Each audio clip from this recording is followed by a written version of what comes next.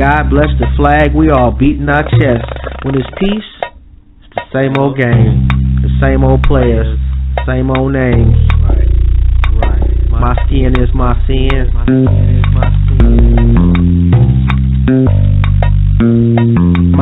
is my sin. What's good, fam? What's going on? How's everybody doing? Doing all right. I'm doing all right. Yeah, I care. I know. You know, I'm just sitting here chilling.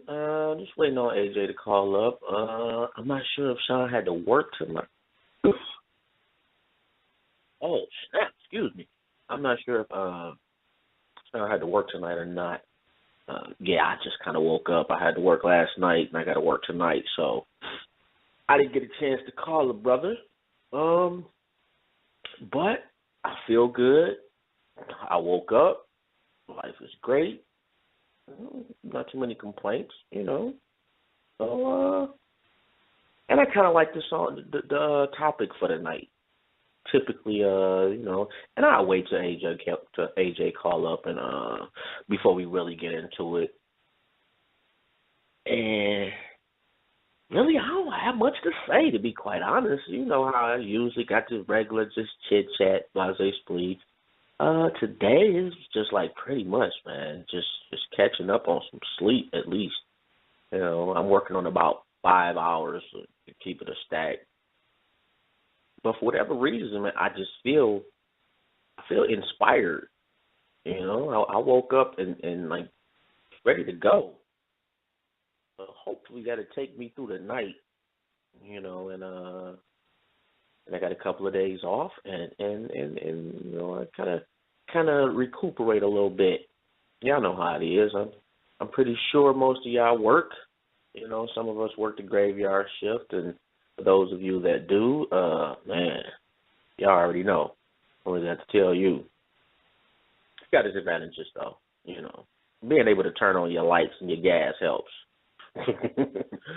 You know, not only that, it's real chill. You don't have all the bosses or whatnot all in your face. You know, you kind of get to go at your own pace. So it's not that bad. I'm not complaining, and it's good to be gainfully employed. You know, so it is what it is, and you do what you got to do. Other than that, how y'all doing? You know? Oh, here go AJ right here. What's good, fam? What's going on, big homie? What's up with you? Nothing. Sitting here rambling.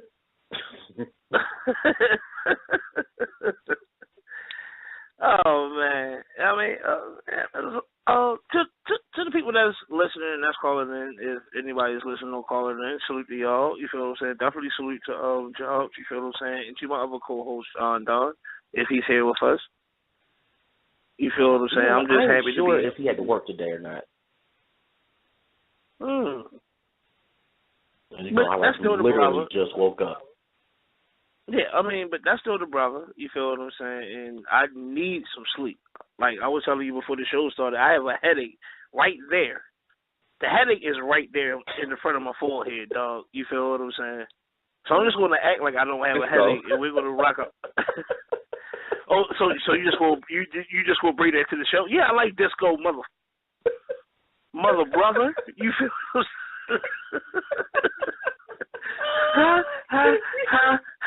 Staying alive. I like disco. Hey, I'm not even going front, man. That song right there was bananas. I'm not even going front. The Bee Gees was dope, man. You feel what I'm saying? Yeah, like, yeah.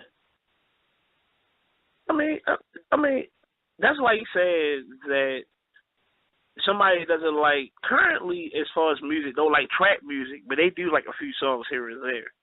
You dig what I'm saying? You don't have to love the whole ambiance or just love everything that was what was considered trap music to like one or two songs. Because I'm not really a huge fan of trap music as well, but when I hear Hard in the Paint, I kind of wish I had dreads for like 30 seconds so I could shake them. If I had dreads, I would shake them. Oh, man. Oh, my goodness. And you know what? I might need to post those lyrics. I'm not sure. Hey, if this is you, Sean, 7847, inbox me and let me know. If not, I do apologize. You know, we kind of just talk a little shit for the first couple of minutes anyway. Y'all know how we do, man. And besides, man, we don't show up really. I don't know, till about the first 15, 20 minutes. So that's why we pretty much just sit here and talk about absolutely nothing. I can't front though, man. Now I go hard in the paint, man. That does, you know. It's funny, man. People say, you know, when people say, well, music don't have an effect on people, blase, split, that hard in the paint. It does. Proves otherwise, you know. It does. And who is that? Is that Queen's Flip with the little when he was in the car. Yeah, we was in the car. You feel what I'm saying?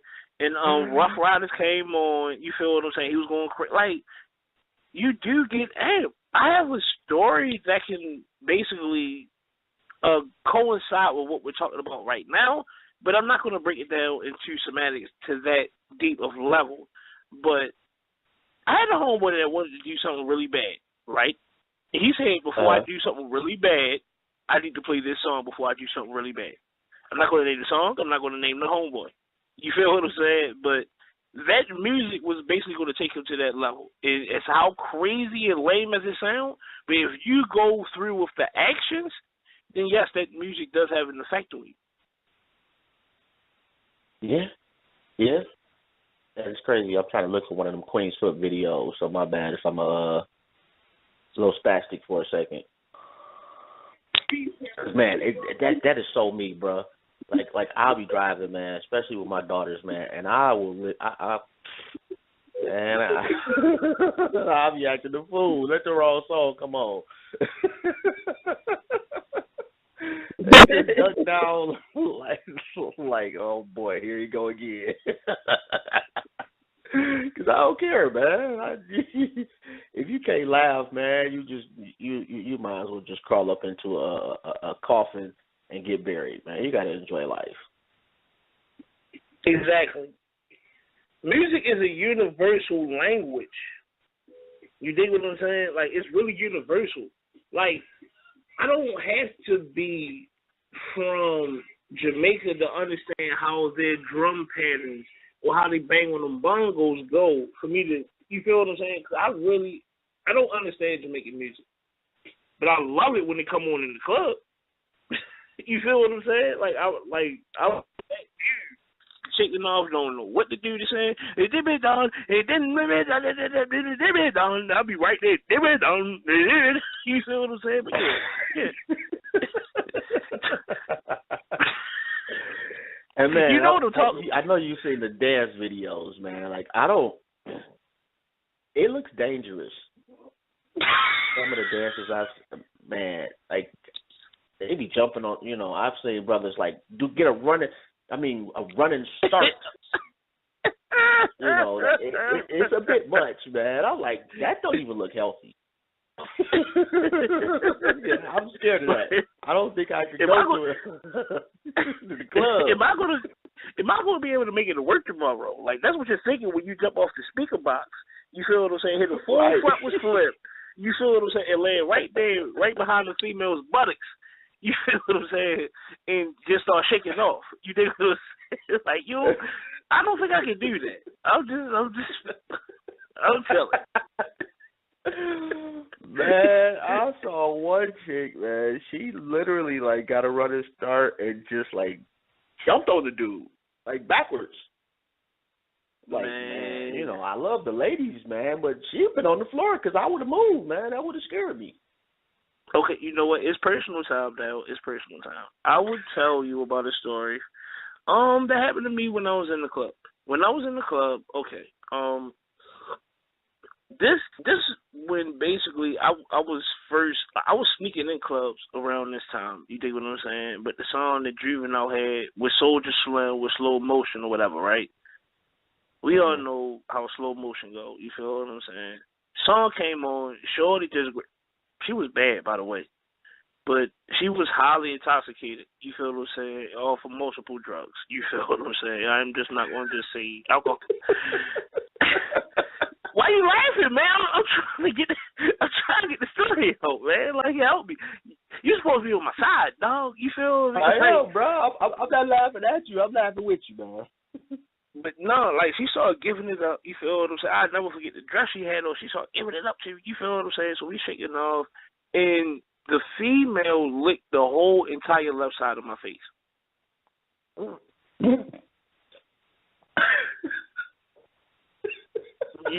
Right. Like, I'm like, that's one of those stuck moments. You like, okay, well, that was kind of dope, but basically like I'm not sure what to do at that point. Like, that's just. Her breath smelled good though. You feel what I'm saying? But the thing is, I'm like, you just put your tongue on my face, and I just met you 49 seconds ago before the beat even dropped, and you licked my face.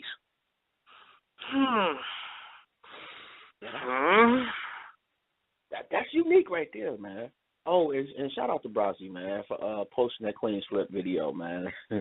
Yeah, definitely appreciate that. Salute, and you know what? I forgot too, man. Y'all are tuned in to My Skin Is My Sin on Blog Talk Radio.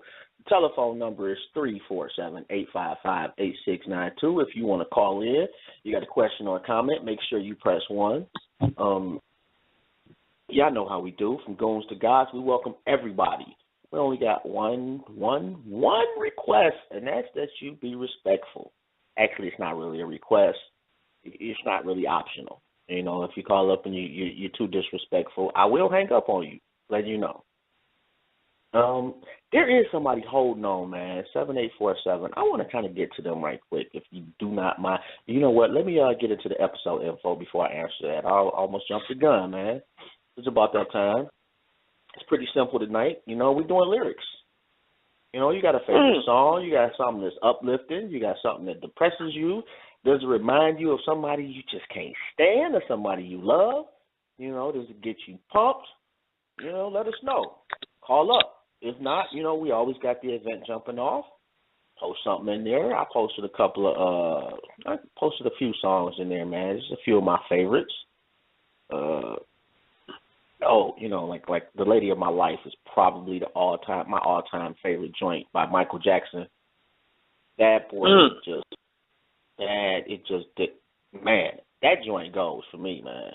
And it ain't no sentimental value or nothing like that, just a dope song to me. Fire and Desire, another. Those probably my top 2 songs, man. Rick James and Tina Marie go in on that joint. Yeah. Man. Rick James was that dude. You feel what I'm saying? He was definitely that dude. You feel what I'm saying? For the people that want to do the history on Rick James, most of them would just find out about him off of the Dave Chappelle show. But when you really do your history on him, like, he had some dope-ass songs, man. Dope. You feel what I'm saying? Like, hitters, bangers, you feel what I'm saying? And not just bangers where it was slow jams or up-tempo. But when he could do both of those things. Rick is dope. Rick is very dope. Give it to me, baby. You feel what I'm saying? Like, you can listen to that at any given time of your life. How can you not have a good time when you hear that song? You feel what I'm saying? Yeah, like, that was kind of Rick's problem, man. He had too good of a time. Talking about going hard in the paint. Rick James went hard in the paint. I'm not gonna downplay his. You feel what I'm saying? His abuse of what he was doing, man. I just love him for his music. You feel me? In his skits. Right. Yeah, man. Dave Chappelle just wow. He was cool about it though, man. Which was even better, man. The Rick James actually came on the show and was rapping, you know, with them and about himself. You know, so I thought that was classic and that was pretty cool. But yeah, let me jump off to 7847 right quick, man. Oh, and we do have the chat room jumping off too. It's working today, so salute to Blog Talk. What's good, fam? Hello? 7847. Hello? Yo. What's good, y'all? What up, man? Risey. What's going on? What's good, fam? How y'all man? looking, man? Oh, yeah, I had to call into this joint, man. It's been too long since I didn't get to call into this. I'm listening to y'all talk about all these lyrics and stuff, man. I can't lie. I don't know what it say about my time zone, but, you know, I guess music really do depend on your emotional state or how you living at the moment, because one day I could want to hit hard in the paint all day and it'll drive me a certain way. But then the next day I might be sitting in the crib playing some Adele shit like, yo, correct. There's nothing wrong with that. There's nothing wrong with that. Wait. Trust you me. said sitting in the crib playing what? Adele. Oh, man, that new song, bruh. Wow. No, I never heard a Adele song in my life. Nah, you crazy. Her first album, it wasn't even my fault. But, you know, my shorty used to play it religiously.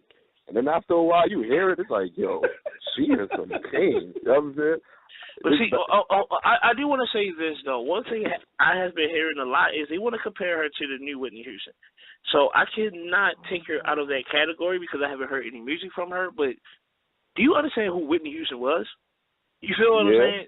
For them to make that comparison is kind of almost disrespectful to a certain degree. No, you can't say that because Adele just made. No. Hold on. Let me finish what I'm saying. Mm-hmm. I want her to act in the movie and then make the soundtrack of that movie and then make that movie be number one for 14 plus weeks. I want her to do that before you can compare her to Whitney Houston, because the Bodyguard soundtrack was fucking fire. It was fire. True. She hasn't done that. But I don't think they're not comparing her whole career as far as, everything she did. They're comparing her singing career and her voice. And I'm gonna keep it. But see, that's the whole. That's the whole thing. I want people to be great. I want them to be great with nobody being compared to them, because I used to compare to a lot of people. That's not fair. You feel what I'm saying? But just let her be her. Nah, don't try to. Why? Tell me why. You have to make comparisons, because without comparisons, I can't equate how great you are. If I have nothing to compare you to, how I know that you're truly great. You know what? Are you familiar with basketball? I'm going to give you a funny comparison. Now, do you know who Deshaun Stevenson was compared to when he came out of college? Cool. Michael Jordan. Okay. Look it up. So you're comparing Deshaun Stevenson to Michael Jordan just because of his potential, not off what he done.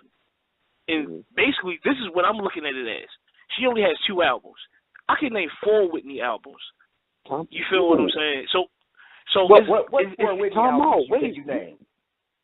Well, name your Whitney albums. So you don't know the Whitney albums I'm talking about? So you don't. And Whitney, I got 2. What other 2 you got of Whitney on deck that you can just name? I'm curious. see, now you're asking me BS questions. Beyond than Whitney, to be honest with you. You're asking me BS questions for real, because you want to support your claim on what you're talking about. You want to support what you're talking about. I'm not even going to do that then. Look at it like this then. Adele only had 2 albums, right? But if you want she's comparable to Whitney. Absolutely, because those 2 albums have been transcended. It's not even like how? I never heard of. All right, boom. The album that she just dropped just broke records. I think it sold the most in 1 week. Sold like 3. But her music is timeless. I can't name a song from her. I don't know what she looks like. What you mean I don't listen? I listen to a lot of things. It just doesn't cross my radar. I listen, but it just doesn't cross my radar. It's not me not giving her a chance. But trust me, if you feel as though that if the Bodyguard soundtrack was to come out right now, it's going to be a way I'm going to hear the song.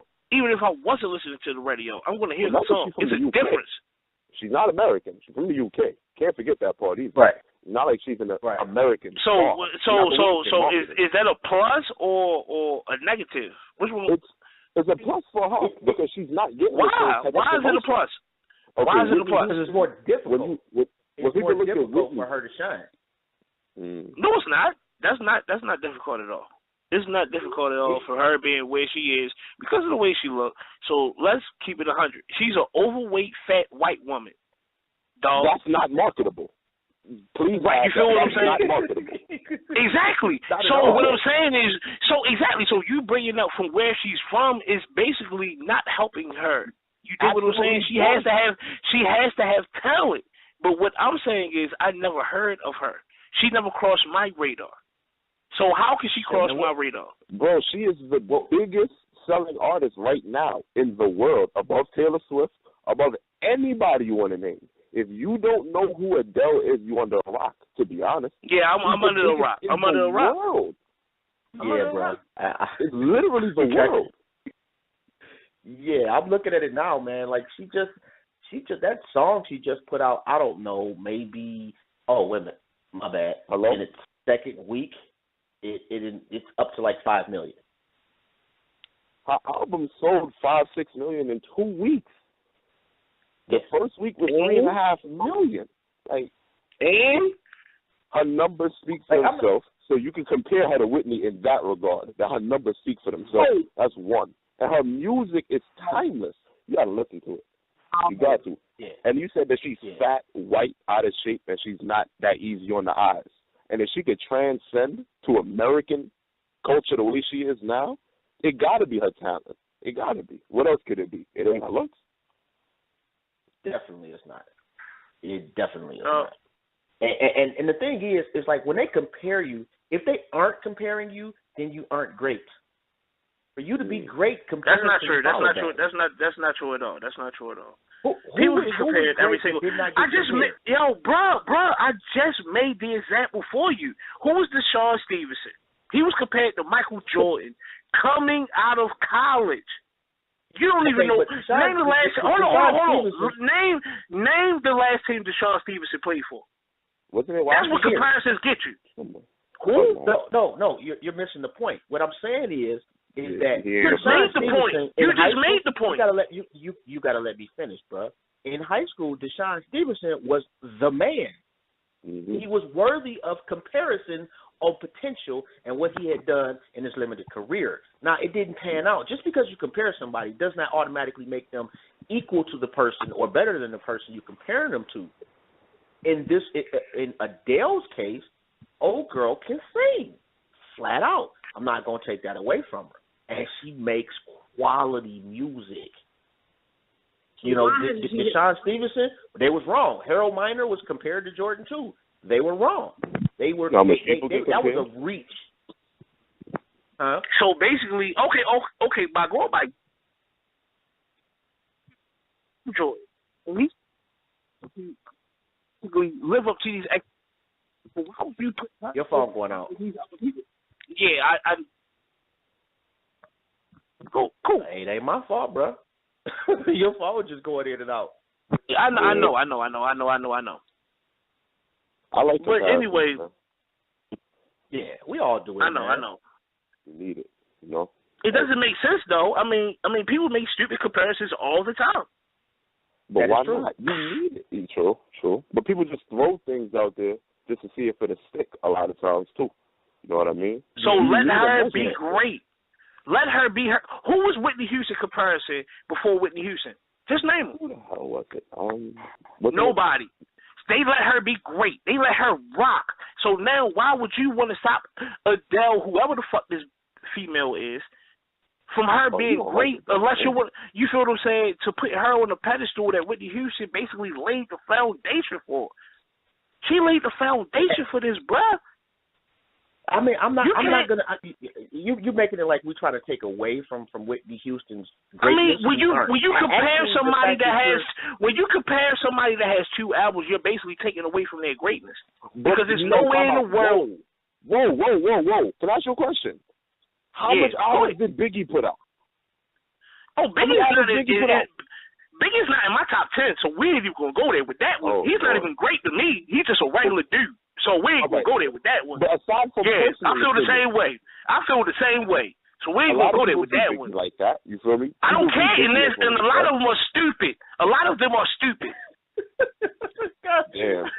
Hey, man, if that a person is the nature put out of humanity. A lot of them are stupid. A lot of them are. Like, yo, I talked to a bunch of idiots. Is Biggie in your top 5? We had the top 5 conversation. If Biggie is not in your top 5 jobs either, for real. So don't even bring up that. You're just making blanket comments. Dog, you're making blanket comments. It's a relevant comment because quite a number of people, as you know, put Biggie in their top 5. Yeah. I don't agree with Why? And then when you ask them why, and then what they got to say, they're making the same excuses that y'all are making right now for Adele. It sounds stupid as hell. I'm sorry. No. Let me ask you this: who's the greatest, in your opinion? I don't know if you into guitar players or not, but who's the greatest guitar player ever to you? I'm not deep into guitar players, so I know there's Zeppelin. He was one of them, man.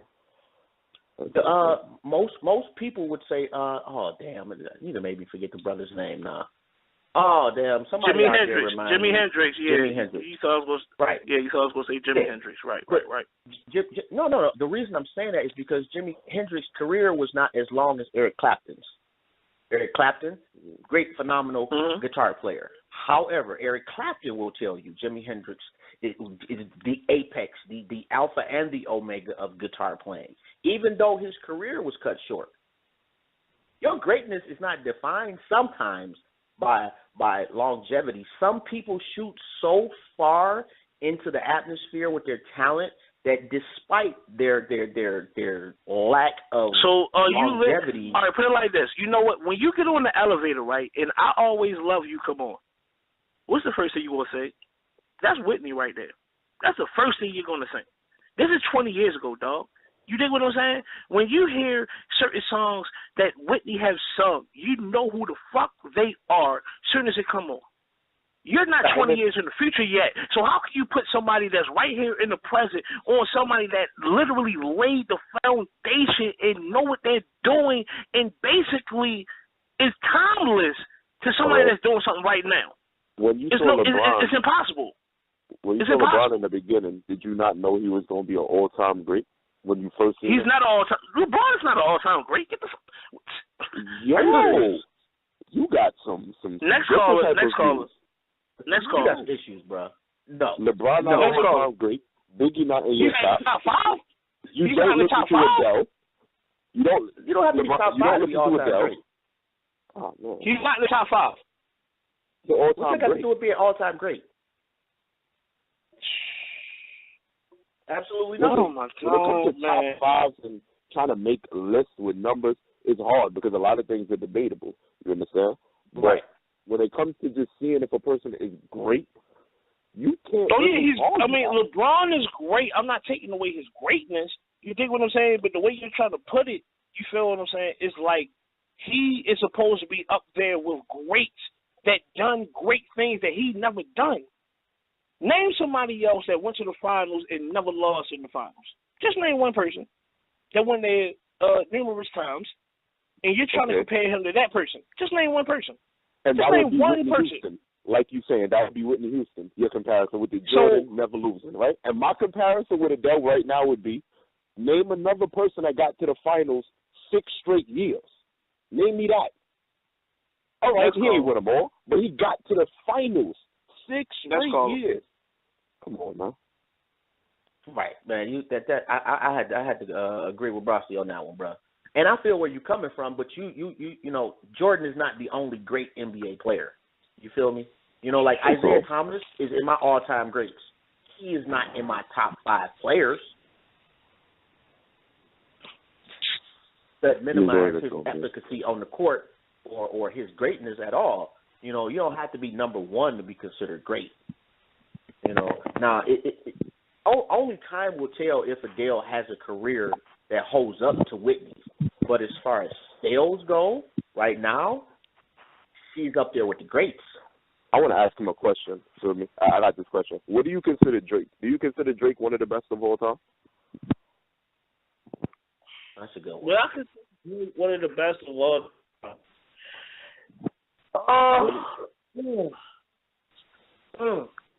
I am a Drake fan. Drake got the most number 1 hits, I think, ever. More than Michael Jackson and all of that. So I'm asking you, if you're looking at numbers, Drake is one of the best ever.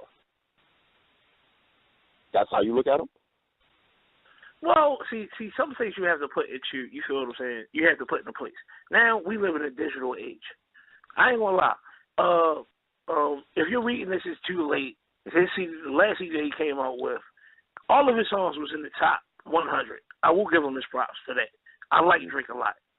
But as far as him being put along with the greats, as far as transcending how people felt about music, there's a difference between selling records and how people feel about music. You cannot compare Madonna, the song that Drake made, to a song that Marvin Gaye made, like What's Going On. These are songs are transcending the people. But as far as record sales and how they basically sold, it's a totally different thing. It's a totally different playing field. So I do have to give him his props. I really like Drake a lot. I'm actually a huge fan of Drake. But when I put him in as far as the all-time greats, he doesn't have a classic album. He doesn't have one. But you feel what I'm saying? If we want to talk about, let's go back to Whitney, you feel what I'm saying? She has classic upon classic upon classic upon classic upon classic. She was out there where Michael Jackson was rocking.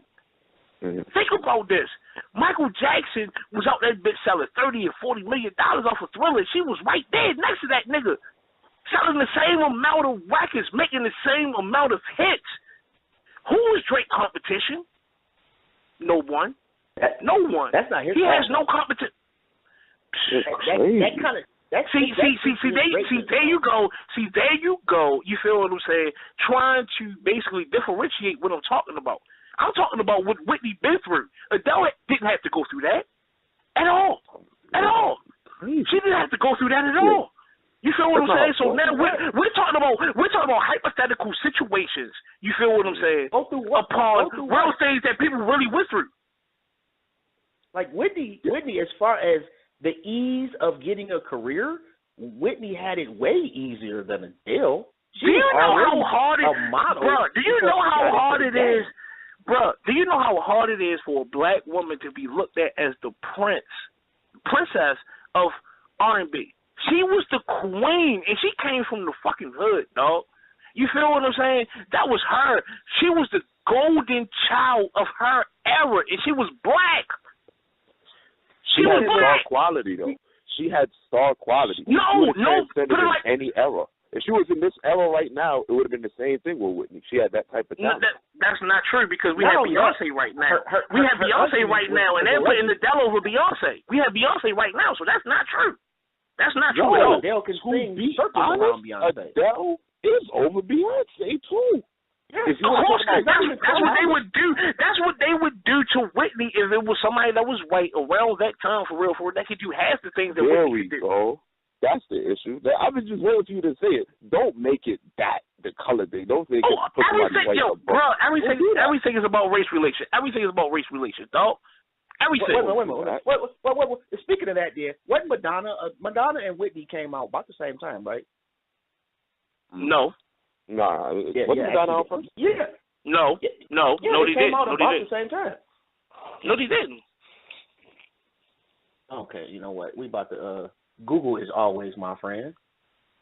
Yeah, can we get another caller on the line because we're having a conversation. We need another caller on the phone. Can we get another caller? Because I know there's other people that's waiting. You might. I'm gonna do that, but calm down, man. Let me see when Like a Virgin dropped. Because I believe that wasn't her first single. No. Madonna? No. Well, yeah, actually it was, bro. No, I don't know if they're together. Who knows? Where's the caller? 1984. Calm down, man. I'm looking up something. And what was Whitney Houston's first joint? You know? Whitney Houston's first album was The Greatest Love of All, 1986. 1987? So you can't tell me that they put Madonna out there to replace her. You just totally debunked your whole stance on what you were just saying. I didn't say anything about replacing her. I'm saying being out at the same time, and Whitney was clearly a greater artist than Madonna during their heyday. Now, Madonna did her thing and put up numbers. But what I'm saying is they were both in their prime at the same time, and Whitney was clearly a better artist. It's one of the few times where I'm not going to sit here and say that color doesn't play a difference. I'd be fooling myself. However, you if you have significant talent, it will shine in singing. It really will. Okay, you know what? I have a question. Where's Adele "I Will Always Love You" song? Where is it at? Never mind, I want someone like you. There you go. That's the name of the song. Someone Like You. And that song she just put out called Hello. That shit. Yeah. Yo, You're comparing these songs to "I Will Always Love You," dog?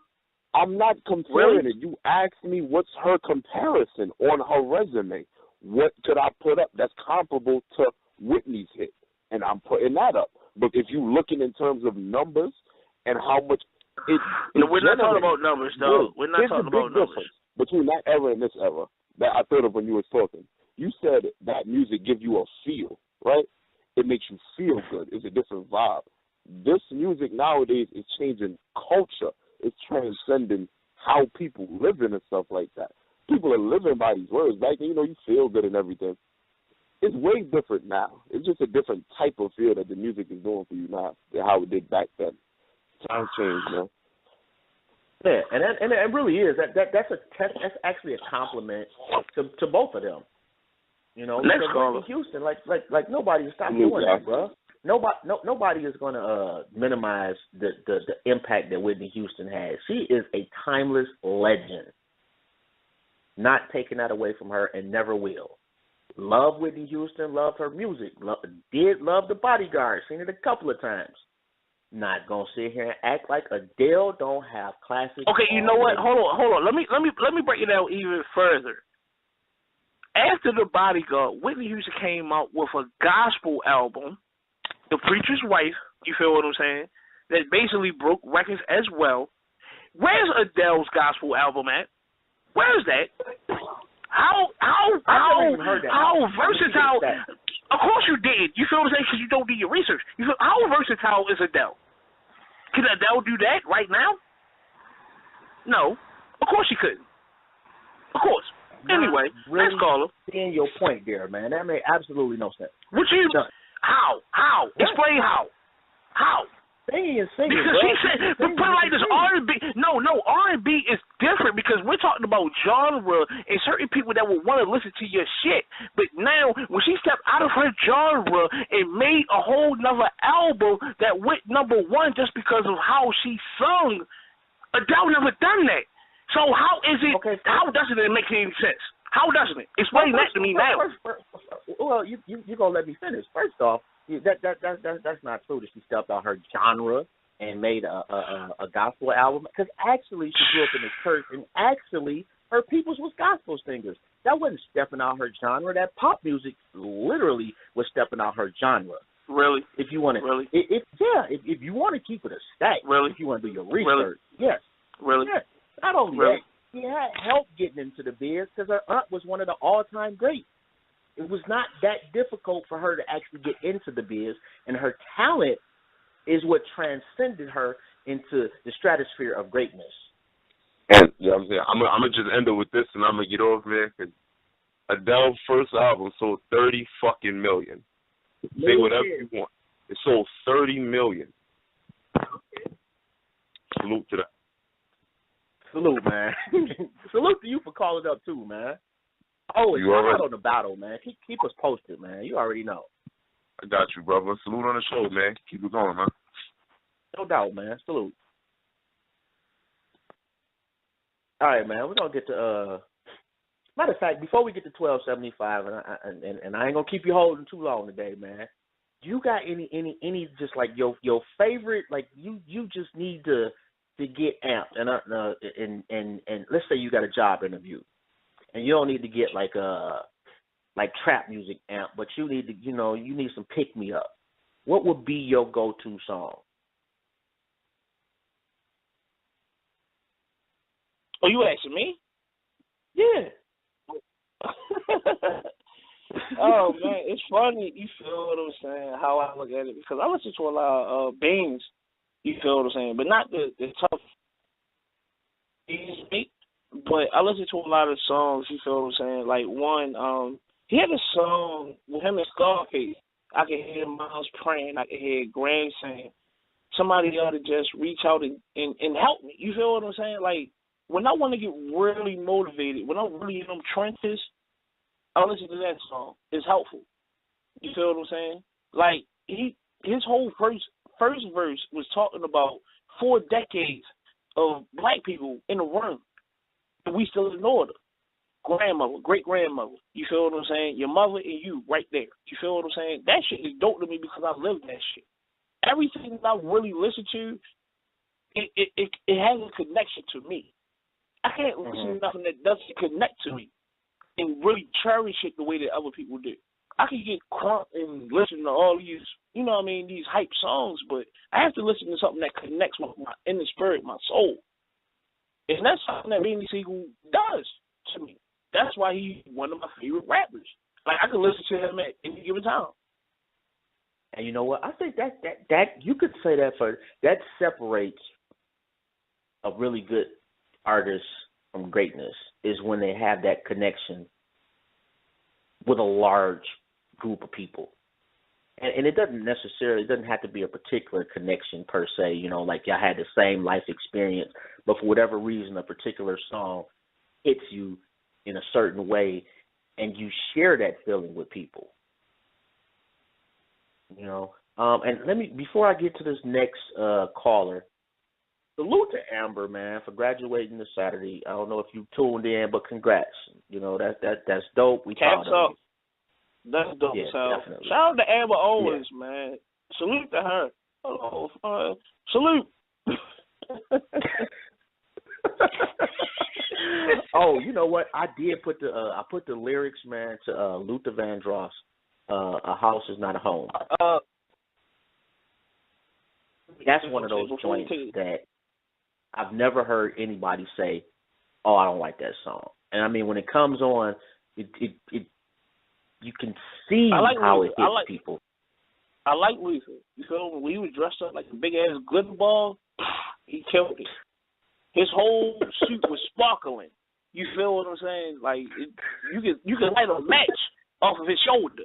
Everything was sparkling, dog. You feel what I'm saying? But I put out one of my favorite songs is Sam Cooke, "The Change Gonna Come." That's one of my favorite songs. I wasn't alive when it came out, but I love the lyrics. Man, that's dope. I love that song. You know what? Let me going through something. Yeah, go ahead. A change gonna come, you said? Mhm. Yeah, I just want to make sure. And then I'm gonna get to 1275. He was on first. All right, my bad. Go ahead. Oh no, I was just saying, like, I really love Sam Cooke, "The Change Gonna Come." It really sounds like it's a difference when somebody sings a song and you hear it and it sounds like he's really talking from his soul. Like, he says it with his chest. You feel what I'm saying? Like how they say it with your chest. Yeah, like, I feel exactly what you're saying. That's how it sounded to me, and that's how I feel when I listen to it when I'm going through certain things. You feel me? And I love that song to death. And that's top 5. I don't make top 5s of favorite songs. I don't make top anything. I just like music. But I would say that my favorite song of all time is Tupac, "Changes." That's my favorite song. I mean, I could quote every line from that song. We need to start making changes instead of looking at the brothers like two distant strangers. Even though it ain't heaven shit, we ain't ready to have a black president. He said that shit 20 years ago. These things, how could the devil take the brother if he close to me? I'd love to go back when we played as kids, but things changed. That's the way it is. Like, that's a dope ass song, man. Like, I never heard, like, as far as a rap song, some was something that connected that much. Brenda's got a baby like that. No, I'm agreeing with you. Brenda's got a baby, and Dear Mama probably connect with me more so. Right. You know, you definitely, you know, like Dear Mama, like everybody who heard that song when that first came out, I got to call it my mama. It connected like that. Shout out to my homeboy Mouse Man that was in the video when they made Brenda's Got a Baby. He was a dude with the Gumby cut with the Oakland A's jacket on in the background, man. I still chop it up with him to this day. I know, like, that's dope. I chop it up with him. You feel what I'm saying? Like, yo, like, I seen pictures of Pop that nobody seen. And he will not, he won't put them online, he won't sell them. He look at it like, he looking at it as though, like, they are gems to him. And I've seen these pictures. You can't talk bad about Pop around him. He'll swing on you. You feel what I'm saying? This ain't one wrong word around him about Pop, about Mouse Man. And he has songs with Pop. You can YouTube it right now. You can Google it right now. You feel what I'm saying? Dope. And I feel it too. Yeah. I feel it too. I'll be the same way. Hey man, let me get to 1275 right quick because I know he gonna be clowning us. What's good, fam? Hey, what's up? I'm gonna let y'all clown yourselves. What's up? How y'all doing, man? Oh my goodness, is this Jack, man? Come on, Jack. Yes, man. Hey, nothing to it, man. Hey, man, y'all have not mentioned Minnie Riperton. How can you start with and give so much praise to Whitney Houston, man? You have a name with Riperton. You have a name with the Franklin. It's so many other sisters, man, that paved the way long before Whitney came along, and she gives homage to them. I can't even dispute that. However, we're just going off of this our thoughts, our opinions, and, right? And keep it a stack. Like they came to, Minnie Riperton was gone before I was born, I believe. So, and Aretha, she got classics. I would be more of. I mean, I won't say I would be. I am more of a Whitney Houston fan than an Aretha Franklin fan. I just am. And that's not minimizing or taking anything away from Aretha Franklin. It's just that, like, I was there with, Whitney Houston was jumping off. Yeah, I agree with what he's saying because,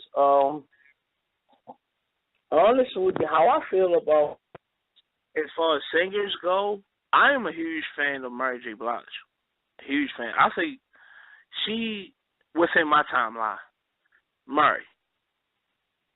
She talked, like, her second album, classic. Is Oh yeah, my life, yeah. My life, yeah. Yeah, that was actually man. Now that you mentioned it, man, Mary J. Like is incredible. Funny, because people be like, well, she can't sing better than so and so, and that's true. As far as like a classic voice, he may not have a better voice than some artists, but she sings from the soul and from so much pain that it's hard not to. I swear to goodness, like the way that Mary J. sang for real, if I was to meet her in person, I just give her a hug, just thinking about my life. You feel what I'm saying? Come here. That's the same way. That's the same way the generation before you would feel about, say, Anita Baker. You know what I'm saying? Every generation has their I love Anita Baker. I love Anita Baker. Right. See what I'm saying? Every generation has one that is the same. It's what music is. Music has something that resonates with your soul and your spirit. You know what I'm saying? So when you're going through different things, of course, there's different songs that's going to resonate with you and kind of push you through those hard times. You're going to remember those songs later. And let me from Detroit, man, the greatest city on the planet. I'm sorry, I had to just put that. Oh yeah, right here you go, Motown. Yeah. Let me add this to that Adele conversation that y'all were talking about, man. Y'all got to remember that in the end, the industry still controls the music. When they have their white soul single they try to put out there. Robin Thicke was in there, he fucked up, so they moved on to that Sam Smith dude. He had a couple of hits. They had Justin Timberlake as well. You know what I'm saying? Yep. You see what I'm saying? So, of course, that's what they do, and that's to try to take the music back from black listeners. Because remember that white kids. Go ahead. Can I throw this out there for you? Go ahead. I just want to throw this out there for you. You remember the movie The Five Heartbeats, right? Now, when they went into when they had the song "I Had Nothing But Love for You," right? They went in there and they tried to get a deal before they met Big Red, but it was 5 white boys. They was called the Five Horsemen, and they said that your song is perfect, but it would sound better if these people sing it. You feel what I'm saying? And they came in there and they were trying to sing it like black people, but it didn't sound the ways that Eddie Kane and all of them was singing that shit. You feel what I'm saying? So basically, even though it was a fictional movie in the story, that's basically how things was happening at that point in time before Motown was basically promoting these artists and putting them on a platform that was all black. Okay, well, case in point. Now, they're following me when I say this. So then you got to remember that when you see white kids emulate black kids, they emulate the music, they emulate the style and everything. So when they started listening to more and more black music, then of course white executives said, "Hey, we have to repackage this whole thing." Robin Thicke, the Iggy Azaleas, whatever we're doing, it's just not sticking hard enough. Because at the end of the day, guys, you got to ask yourself, how is it that the songs by Adele that keep getting on the radio, they keep making their way to black radio, they get consistent rotation, when there are millions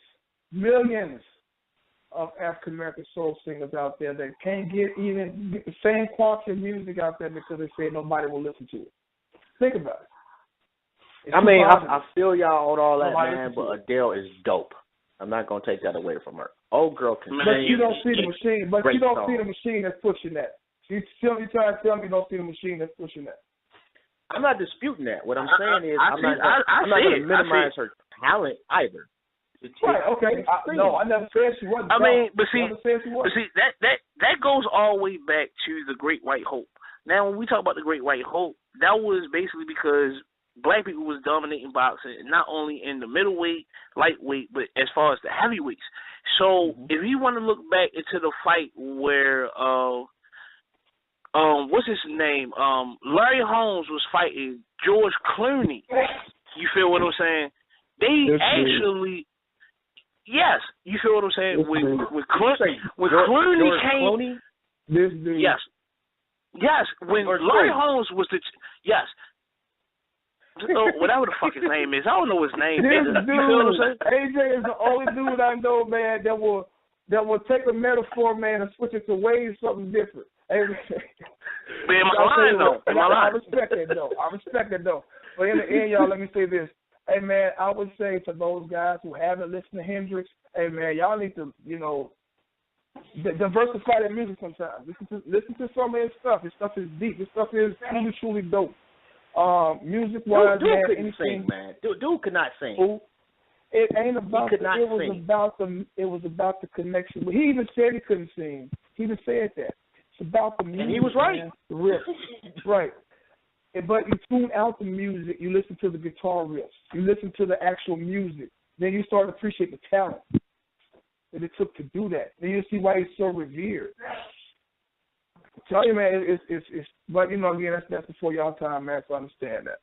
But praise to guys like Luther Vandross, anything by Marvin Gaye. If y'all haven't check out the album that he had to write to his ex-wife. As part of a deal to pay her off. That album talks about a lot of his life. What was the name of the album? It's called Here, My Dear. Hold on. Let me go back to the boxer for real that was fighting Larry Holmes. His name was Larry Clooney or something like that. Just Google it. You feel what I'm saying? But basically, the point I was trying to make is basically, you feel what I'm saying, that they want to prop up somebody that is that's Caucasian. You basically beat another person, you feel what I'm saying, which you can relate to what we're talking about now as far as them putting Adele on the pedestal. You can look at that boxing match. Now, if Larry Holmes is the champion, why is he coming on first? You feel what I'm saying? Like, these are the things that you really have to look at. You feel what I'm saying? Like, that's what, you know what I mean? Even though I messed up. 99% of the time, I would say that because usually it's somebody of lesser talent that is given an opportunity that they don't deserve because of what they look like. And in this particular case, that is not the case. She is a phenomenal singer. Now so Madonna got on phenomenal. She was the white chick. So you just gonna love her. That's what you gonna do. You just gonna love her. I would say phenomenal. I'm gonna love her music. Yeah. You saying something? You just gonna change that. I mean, of course, I don't want to change your opinion, but you're just gonna love her. You feel what I'm saying? She is that good that she's that 1%. Yeah, I think that she has some good enough songwriters that can exploit, the fact that she can sing. But I think that just like the other albums, man, you're gonna have like 1 or 2 hits, and that's gonna be about it. That's gonna be like a 1, 2, 3 trick pony. All depends on your songwriters.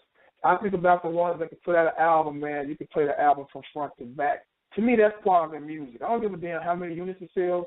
If I'm fortunate enough to pick up some music, I can listen to the thing from front to back. Then that's the kind of music that's you just can't put numbers on. You can't put numbers on that kind of music. But again, that's true. That's true. I can. Yeah, it's always when you can listen to a song. Like you brought up Anita Baker. Right. I could throw on Anita Baker's CD. Actually, probably like the first 2 or 3. And I forget what was the name of she was in a group before she went solo, and I can't remember the name of the group. But they were dope, too. I can put it on her first 2 or 3 CDs and just let it go. Yeah, Rapture. And give you the best that I've got. Oh, yeah. Yes, sir. Yep. Yes, sir. Yep. I could say the same thing about Sade. Oh, yeah. No doubt. No doubt. So yeah, it does. That does. That defines greatness to me as far as that particular CD. Can I listen to the whole thing without fast forwarding, and how many rewinds am I gonna do? When you got classic after classic and they just back to back. Yeah, that is. It doesn't get any better than that. She only had 2 albums. There's no back to back. There's only 2 albums. I'm talking about on the CD, on a particular CD. Right, but you got to remember, man, nowadays people are entrapped with, let me get 1 or 2 good singles. It's not about making quality music. So you're telling me that the Bodyguard soundtrack didn't have classics back to back. The Bodyguard soundtrack? Yeah, man. I'm sorry, man, but you got to remember, if you listen to like a totally different range of music and you have a deeper catalog, man, then yeah, you can name plenty more classics besides besides that one. I'm not saying that one wasn't a classic, but yeah, can you name like 6, 7, 10 more? Yeah, definitely. I could name 6, 7, and 10 more albums before I even heard a Adele album. Right, so then we're on the same page. I mean, but you making a critique. I never even heard it. That's true. Now, I haven't heard it. No, I was saying about the first album. The first album. Yeah, so basically Jack is doing the same thing, but you were disagreeing with him 5 seconds ago. Yeah. Well, I didn't know. So what side are you on? That he hadn't heard it. But you were just rocking with him, but he was just basically going off of, he was just going off of word of mouth. You were just agreeing with him. He wasn't saying anything. I don't recall him saying anything about Adele's greatness either. No. Really? I didn't say she was a phenomenal singer. I said that she's lucky enough to have songwriters that can make 2 or 3 good songs that can explore her talent. Yes. Now, if she's fortunate enough to have that, then yes, that's wonderful. I don't hate her. Can't hate her for that. Right. I'm saying put out an album of good music. You know what I'm saying? Don't give me just 1 or 2 good hits. Put out an album of quality music. Then I might. Now, so basically, with you saying that you never heard Adele's album, but you did hear Whitney's album, how can you even put her in the same class? I didn't put them in the same class. What are you talking about? Exactly. That's what I'm saying. You're saying that you put them in the same category? What? No, I'm not saying that you. I'm not saying that you put them in the same category. Basically, when I'm talking to Jobs. Oh.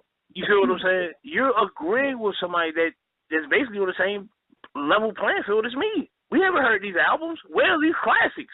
Where are these classics that we want to praise her for? Where are these classics? Where are they at? Dude, Now Google it. that's why I said that's why I can't call her phenomenal. That's why I can't say that she's a phenomenal singer. Right. Because if you got a catalog to be able to call yourself phenomenal. You gotta have a catalog. You know. So basically what you're saying is she's not on the same playing field as Whitney. All right, cool, got you. All right, we're done. Yeah. He just wanted somebody to agree with his point. That dude is funny. Right. That dude wants somebody to agree with his point so bad. I always make my point. This shit ain't hard. It ain't hard to make my point because everything I say, I'm always right. It's not hard to make a point. Man, AJ gonna argue with a tree stump. He gonna make sure he's right. Telling you. But when the last time I've been wrong? When the last time I was wrong? Hey, I don't know, man. That's another show, bro. Right, you know what I'm saying? Right, we don't keep the score for us, man. But yeah, definitely, y'all guys go back and listen to some classics, man. There's a lot of classics out there, man, that definitely should be brought into that conversation. No doubt. Always salute, bro. Always, man. I didn't even know you was even calling up here, Jay. I thought you would be at work right now, for real. In my box, you know, me and Tommy from Mark, we hanging out together.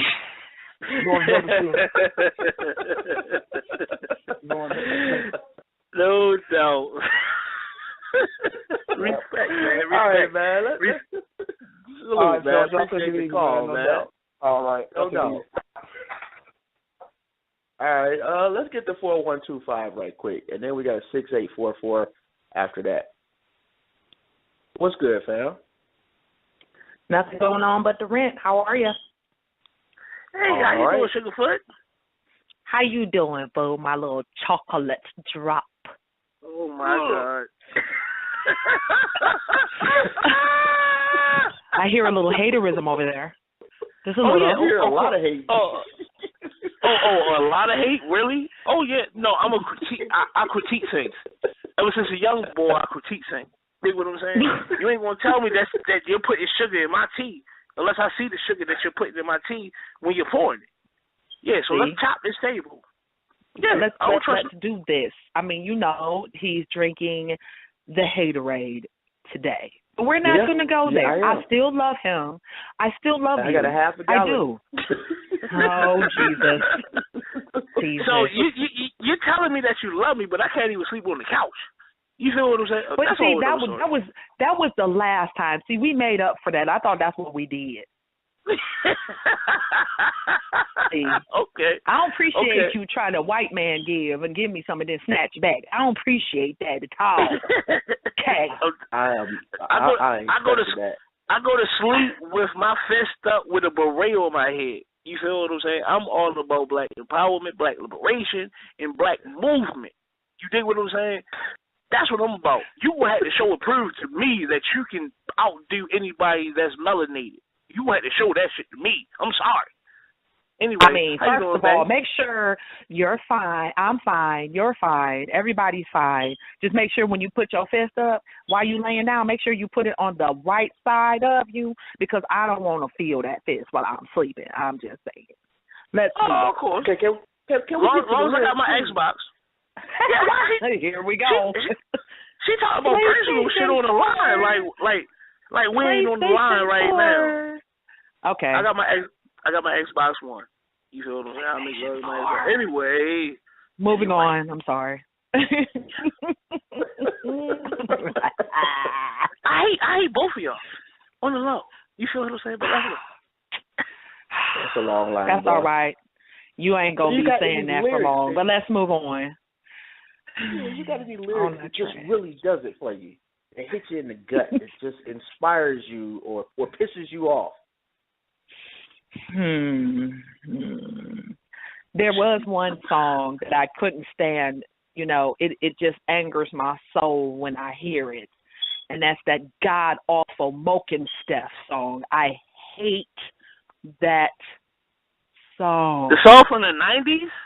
Moken Steph? Yes. He's mine. He's mine. You might have had him once, yep. but I got him all the time. All the What time? the hell does that mean?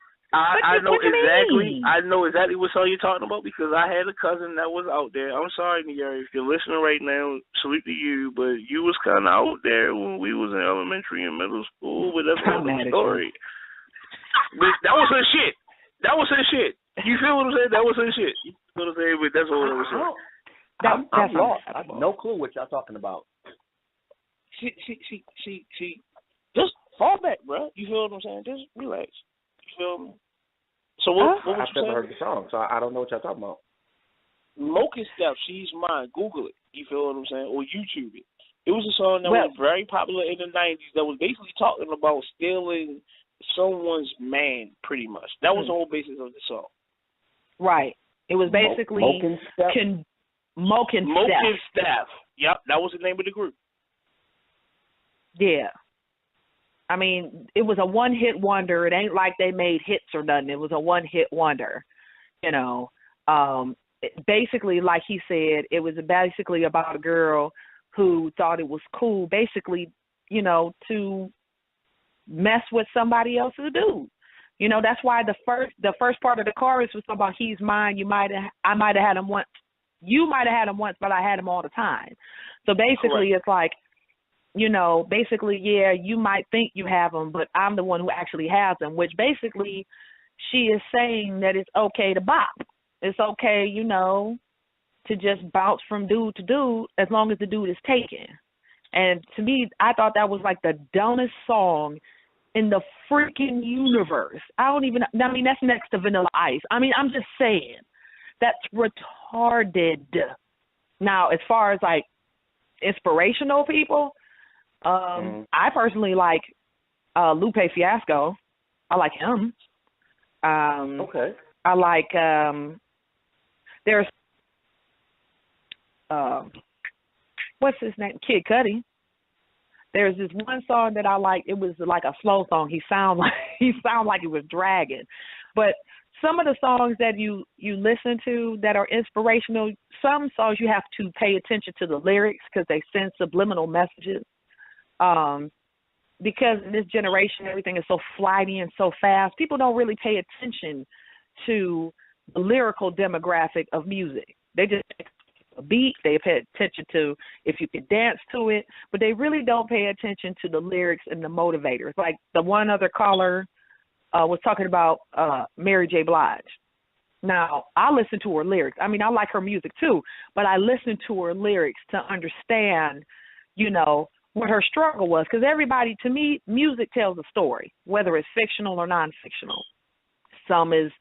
Some music you can adapt to, understand, or even be able to say, you know what, I'm going through that right now for whatever reason. You know, it's like art is imitating life, okay, in some instances. Whether it's, like with me, I listen to all genres of music. You know, I listen to R&B, I listen to hip-hop, I listen to jazz, you know, I listen to, I even listen to some rock songs. I even have heavy metal songs. I mean, my house has so much diversity as far as music is concerned. You would be like, well, what the hell? Somebody who's so damn black, what the hell is she listening to Blue Murder for? This is like a rock group from way back in the 80s. Or having Marvin Gaye, What's Going On? You know, a lot of people would say, oh, well, I wasn't born then. But it's talking about now, though, even though he's been away from us for so many years. What he was saying in that song is happening right now. You know, sometimes we have to take a step backwards and listen to what those artists were saying, like the Temptations, like the Four Tops, like Otis Redding, like the Aretha Franklins, like the even back in the days before they got like real big. You know, it wasn't even about, you know, the artists, the bigger they got, the better they were. Because what if they got big sheerly out of mechanics or politics? You know, whatever happened to the genuineness of music and the message that it gives, whether it's a message to dance, be happy, be sad, be mad, be inspirational, whatever the message is, where did that go?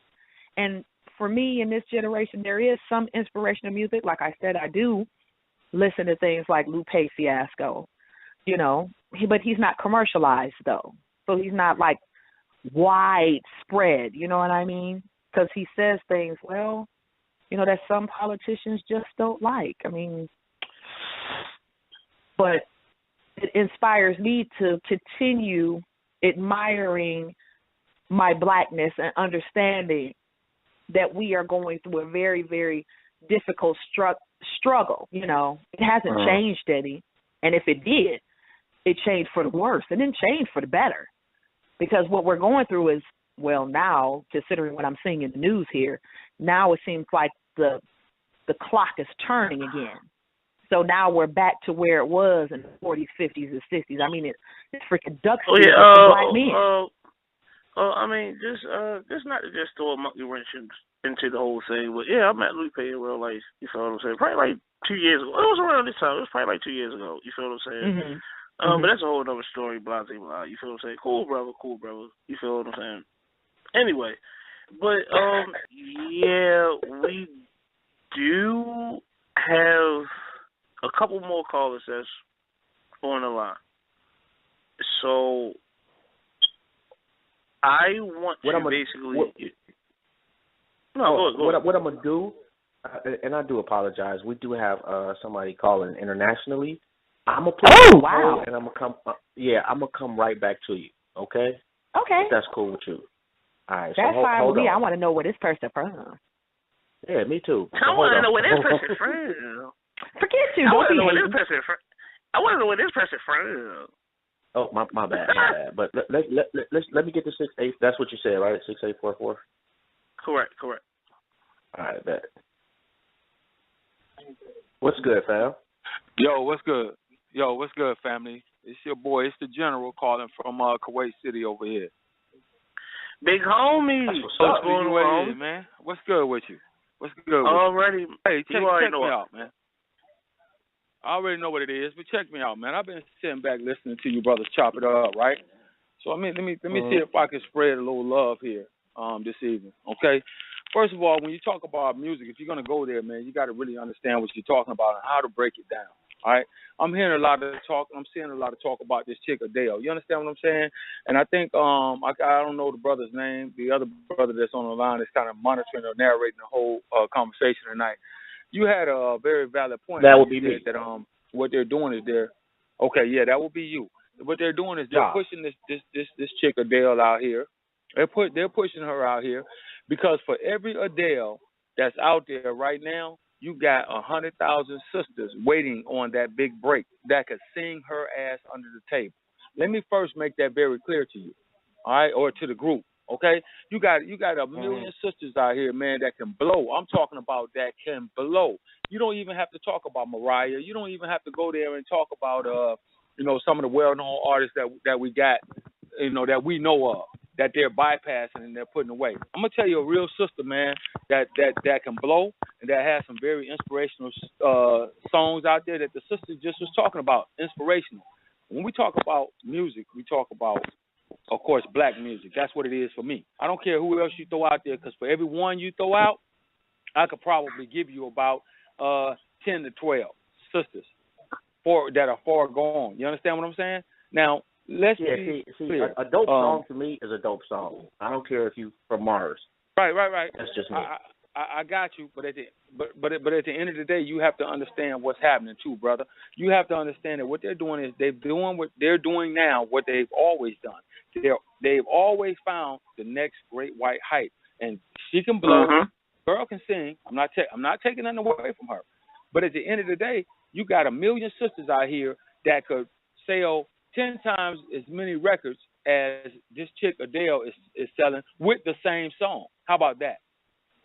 Let's just look at it.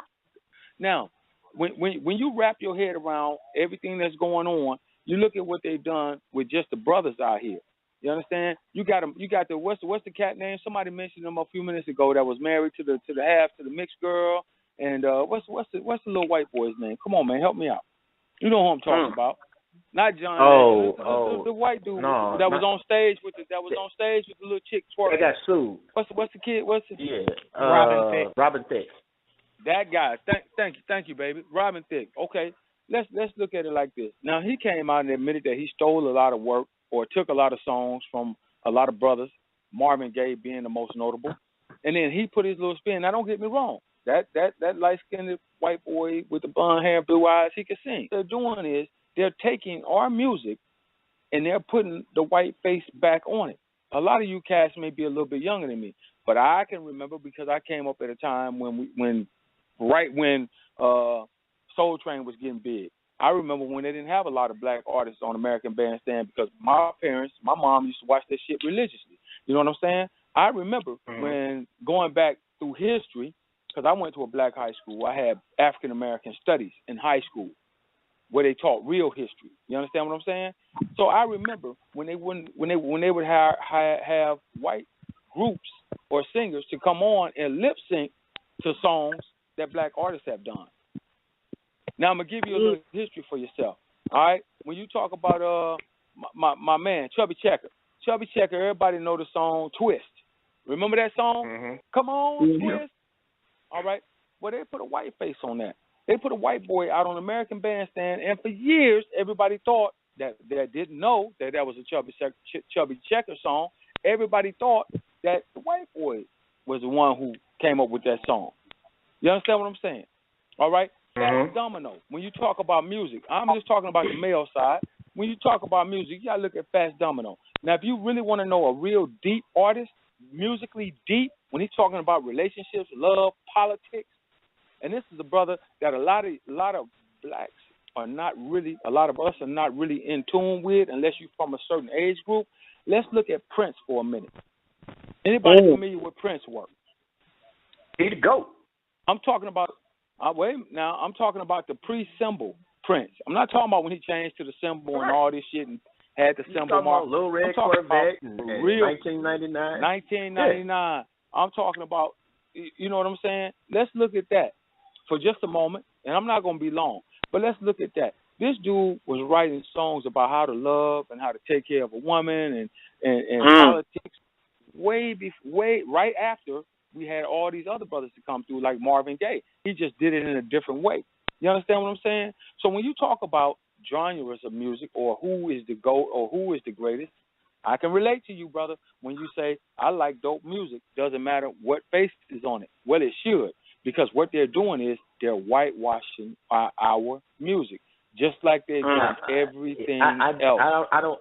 I feel what you're saying, but to say that I should, no. I should listen to a song and judge it on its merits from my own thoughts, my own experiences, and I disagree with that. Ear. Hold on. I want to hear. That's fine to disagree with it, but it is what it is. I'm not going to be like, okay. Oh, well, I hate that song because you're Asian or you're white. Nobody said that. All right. Nobody said that. You can sing. All right. So check me out. I'm gonna help you out with a little something, right? Okay. This is why I say that you should. I'm going through the international airport, right here in Kuwait, right? Old rich country, right? These motherfuckers over here have money like you would not even fuck. These bitches would drive a $80,000 car, running out of gas, get out of it, and leave it on the side of the highway for just the average anybody citizen. Nothing wrong with it, but need gas for just the average everyday citizen to come along. And they're like, I don't care. I give it to the citizen. It's charity. They can have it. You understand what I'm saying? But let me tell you what happened. I'm in the airport. I'm going through a fucking little through the gate. This motherfucking dude, Arab guy, he looks at me. He got his headphones on, and he looks at me and my coworker, who's also an African American brother. And the first, you know what he said to us? And we're in an international airport. This is a security guard at the end of security at the international airport.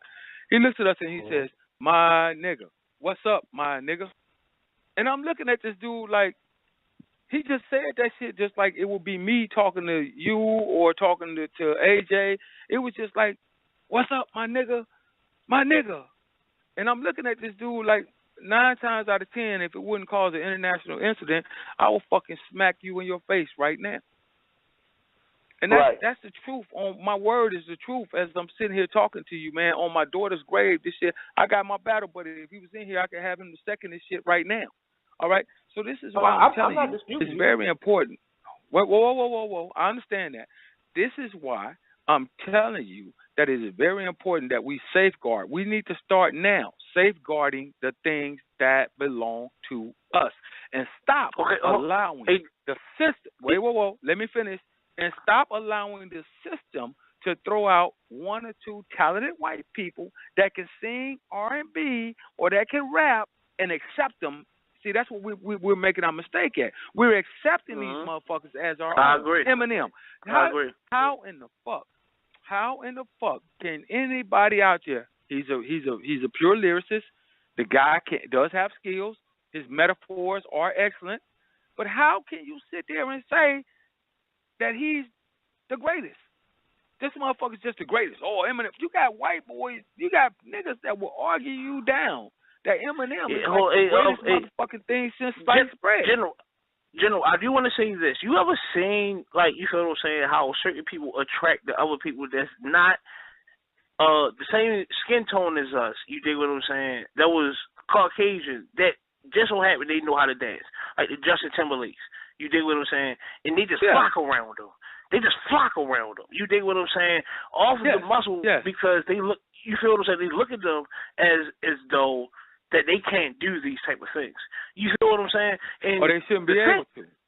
Exactly. Okay, but you feel what I'm saying? But M is a doper lyricist than 90% of any MCs, period, ever. Are you serious? That doesn't make you serious. Are you serious? No, yes. that's fact. Wait. Fact. Oh, hold on, AJ. Let me. Hold on, AJ. I'll let you speak. Let me go ahead and kill. That's not AJ. That's me. Let me finish my statement. Okay, brother. Go Eminem ahead. is better lyrically than 90% of MC. It just is. He's not the best MC. He's not in my top 5, but that's 5 people out of all the MCs. He's better than 90% of them put together. Now I get what you're saying as far as we definitely need to keep ownership of what we have created. I get that. I'm not knocking that, and I'm not disagreeing with you. However, it's not going to stop me from appreciating somebody's greatness despite what they look like. M is dope. Okay. I don't care what you say, how you put it. Okay. Him and Adele are dope. Listen. Period. Okay, I got you. So let me help you out with something real quick. So what you're sitting here telling me is that Eminem is doper than, not really the dopest guy that I'm gonna throw out here at you, right? That's what you're telling me. Say it again. You're telling me that Eminem is doper than let's say X. To me, yes. My guy X. You know what I'm talking about? DMX. Yeah, DMX. DMX. Yes. He's better than DMX. So you're saying that Eminem is. You're saying that Eminem. I'm not gonna argue with you. Okay. So you're telling me that Eminem is doper than, let's say, Jay-Z. He's not. Oh, wait. You're telling me that Eminem is. I'm asking the brother. You're telling me that Eminem. Yes. He is. That's what you're saying. Yes. Yes. Okay. So you're telling me that he's doper than Tupac. No. You're telling me that Eminem is doper than You're telling me that Eminem is doper than Biggie Smalls. Yes. No. Man. I disagree with that. And Biggie's not even in my top 10. So hold on. So you're telling me that he's doper than BDP, my man, Boogie Down Bronx? No. Okay, you're telling me that he's doper than Rakim, Eric B. and Rakim? No, hell no.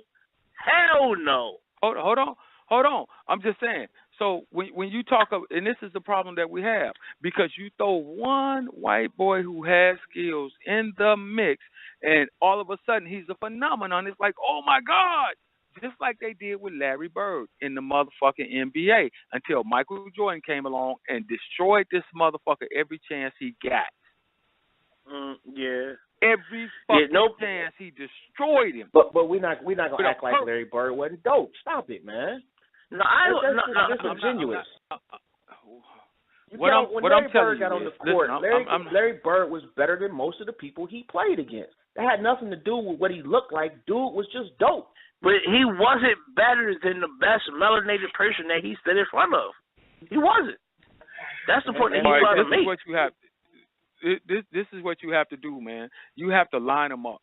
And when you line them up, you have to say, okay, let me look at the top motherfuckers out there in this genre of music. Let's go down the list and look at the top motherfuckers out there in this genre of music. Here's one of the reasons that a lot of people fucking forget that shit like that happens. And this is why, right? Because they'll see a phenomenon, and the market would jump on his bandwagon and push this guy. Now, everybody forget that Eminem was a very racist rapper when he started out. Did you know that? Did you know how he made songs about? That's true. Talking about black females. I heard. Did you know that? Why you worship? Yeah, but why you worshiping this dude? How can you be a black man and worship a dude that come out and say shit like that? You say why? How could you?